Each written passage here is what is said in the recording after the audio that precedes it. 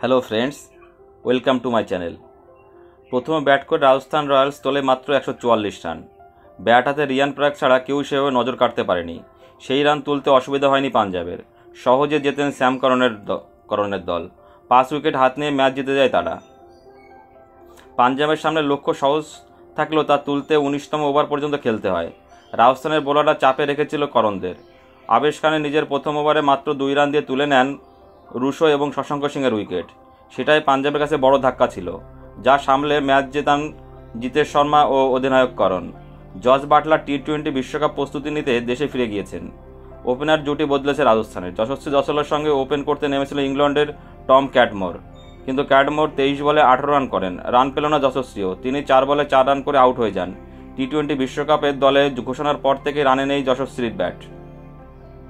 অধিনায়ক সঞ্জু স্যামসন 15 বলে 18 রান করেন। ব্যাটিং ব্যর্থতা সামলে রবীন্দ্র অশ্বিন 5 নম্বরে ব্যাট করতে পাঠিয়েছিলেন রাজস্থান।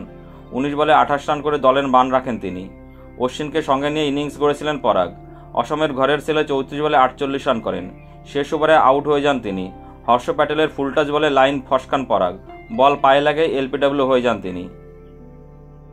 প্লে অফে ছিটকে যাওয়া পাঞ্জাবের বিরুদ্ধে হার হজম করা কঠিন রাজস্থানের পক্ষে। প্লে অফে উঠে গিয়েও সঞ্জুরা কিন্তু পরপর 4টি ম্যাচ হারতে হলো তাদের। শেষ ম্যাচে রাজস্থান দেখলো খেলবে কলকাতার বিরুদ্ধে।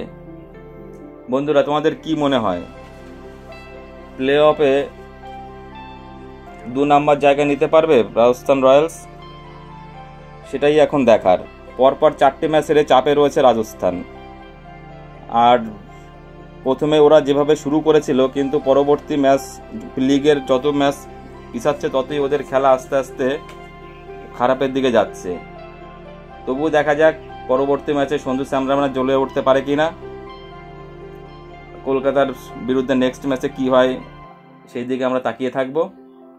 আর চ্যানেলটি ভালো লাগলে বন্ধুরা অবশ্যই লাইক, কমেন্ট এবং শেয়ার করে দিও এবং চ্যানেলটি সাবস্ক্রাইব করো বন্ধুরা। সবাই ভালো থেকো, ধন্যবাদ।